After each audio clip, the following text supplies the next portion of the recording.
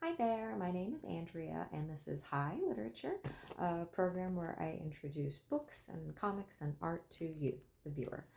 I don't have a lot of time, so I'm just going to dive right in. We are at the part where in the show they go swimming, and Blackthorn and Toranaga race, and Mariko's like, "Don't let him win. He hates that." and and that's it. That's like the end of the episode. They dive in and they swim, and credits roll. um that's not quite what happens, and here we go. Blackthorn came on deck. Almost everyone was naked. Some of the men were drying themselves, others sunbathing, and a few were leaping overboard. In the sea alongside the ship, samurai and seamen were swimming or splashing as children would. "Konnichiwa, Ajin-san." "Konnichiwa, Toranaga-sama," he said. Toranaga, quite naked, was coming up the gangway that had been let down to the sea. "Sonata wa oyogitamo ka," he said, motioning at the sea, slapping the water off his belly and his shoulders, warm under the bright sun. "Hi, Toranaga-sama." "Domo," Blackthorn said, presuming that he had been asked if he wanted to swim. Again, Toranaga pointed at the sea and spoke shortly, then called Mariko to interpret.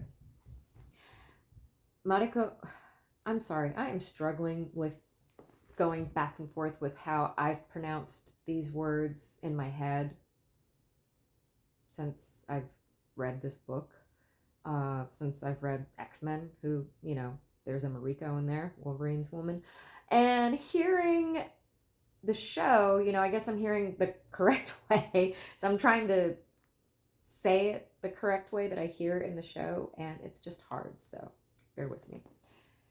Mariko walked down from the poop deck, shielding her head with the crimson sunshade, her informal white cotton kimono casually belted.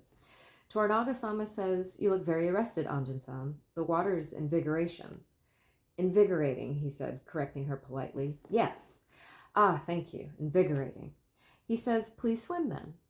Toranaga was leaning carelessly against the gunwale, wiping the water out of his ears with a small towel, and when his left ear would not clear, he hung his head over and hopped on his left heel until it did.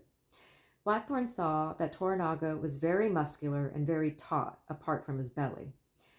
Ill at ease, very conscious of Mariko, he stripped off his shirt and his codpiece and trousers until he was equally naked. "Lord Toranaga asks if all Englishmen are as hairy as you. The hair so fair?" "Some are," he said. Our men don't have hair on their chests or arms like you do. Not very much. He says you have a very good build." "So is he. Please thank him." Blackthorn walked away from her to the head of the gangplank, aware of her and the young woman Fujiko, who was kneeling on the poop under a yellow parasol, a maid beside her also watching him. Then, unable to contain his dignity enough to walk naked all the way down to the sea, he dived over the side into the pale blue water. It was a fine dive, and the sea chill reached into him exhilaratingly. Exhilaratingly. That's harder to say than think it. The sandy bottom was 3 fathoms down, seaweed waving, multitudes of fish unfrightened by the swimmers.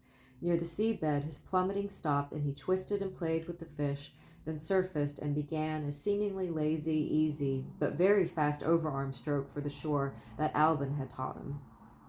The small bay was desolate. Many rocks, a tiny pebbled shore, and no sign of life. Mountains climbed 1,000 feet to a blue, measureless sky. He lay on a rock, sunning himself. 4 samurai had swum with him and were not far away. They smiled and waved. Later he swam back and they followed. Toranaga was still watching him. He came up on deck. His clothes were gone. Fujiko and Mariko and 2 maids were still there. One of the maids bowed and offered him a ridiculously small towel, which he took and began to dry himself with, turning uneasily into the gunwale. "I order you to be at ease," he told himself. "You're at ease naked in a locked room with Felicity, aren't you? It's only in public when women are around, when she's around, that you're embarrassed." Why? They don't notice nakedness.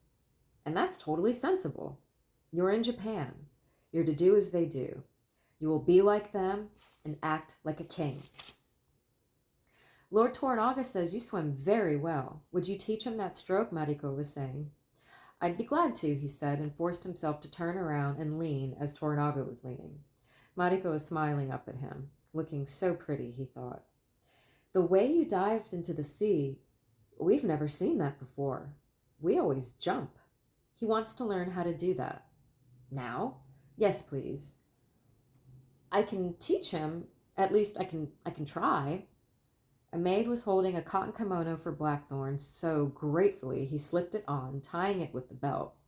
Now, completely relaxed, he explained how to dive, how to tuck your head between your arms and spring up and out, but to beware of belly flopping. It's best to start from the foot of the gangway and sort of fall in head first to begin with, without jumping or running. That's the way we teach children.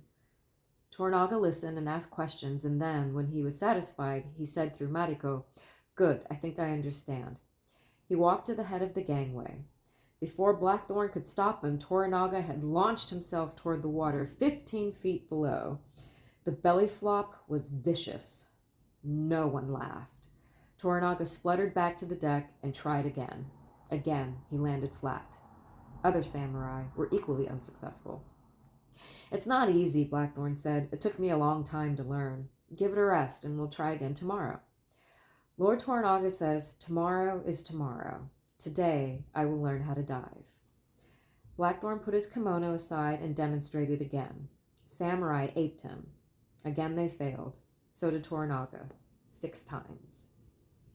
After another demonstration dive, Blackthorn scrambled onto the foot of the gangplank and saw Mariko among them, nude, readying to launch herself into space. Her body was exquisite, the bandage on her upper arm fresh. Wait, Mariko-san, better to try from here, the first time. Very well, Anjin-san. She walked down to him, the tiny crucifix enhancing her nudity. He showed her how to bend and how to fall forward into the sea, catching her by the waist to turn over so that her head went in first. Then Toranaga tried near the waterline and was moderately successful. Mariko tried again, and the touch of her skin warmed Blackthorn, and he clowned momentarily and fell into the water, directing them from there until he had cooled off. Then he ran up to the deck and stood on the gunwale and showed them a dead man's dive, which he thought might be easier, knowing that it was vital for Toranaga to succeed. But you've got to keep rigid, height like a sword. Then you cannot fail. He fell outward. The dive was clean, and he trod water and waited. Several samurai came forward, but Toranaga waved them aside. He held up his arms stiffly, his backbone straight. His chest and loins were scarlet from the belly flops. Then he let himself fall forward as Blackthorn had shown. His head went into the water first, and his legs tumbled over him, but it was a dive, and the first successful dive of any of them, and a roar of approval greeted him when he surfaced. He did it again, this time better. Other men followed, more successful, others not. Then Mariko tried. Blackthorn saw the taut little breasts and tiny waist, flat stomach and curving legs. A flicker of pain went across her face as she lifted her arms above her head, because while they were fighting their way out and away from Ishido's men, and she was like, we gotta help Toranaga, she ran into the fray too and was injured in the fight and had like this big cut on her arm, and they don't have any of that happen in the show, and that drives me crazy. A flicker of pain went across her face as she lifted her arms above her head, but she held herself like an arrow and fell bravely outward. She speared the water cleanly. Almost no one except him noticed. That was a fine dive, really fine, he said, giving her a hand to lift her easily out of the water onto the gangway platform. You should stop now. You might open up the cut on your arm. Yes, thank you, Anjin-san. She stood beside him, barely reaching his shoulder, very pleased with herself. That's a rare sensation, the falling outward and the having to stay stiff, and most of all, the having to dominate your fear. Yes, that was a very rare sensation indeed. She walked up the companionway and put on the kimono that the maid held out for her. Then, drying her face delicately, she went below. Christ Jesus, that's much woman, he thought.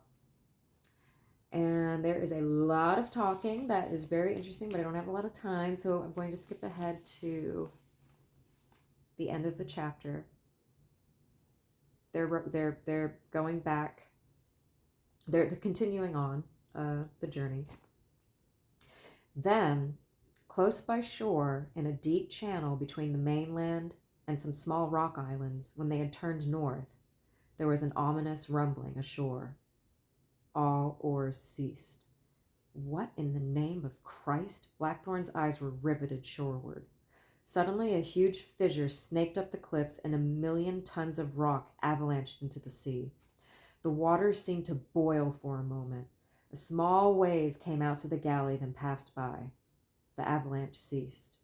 Again the rumbling, deeper now, and more growling, but farther off. Rocks dribbled from the cliffs. Everyone listened intently and waited, watching the cliff face. Sounds of gulls, of surf and wind.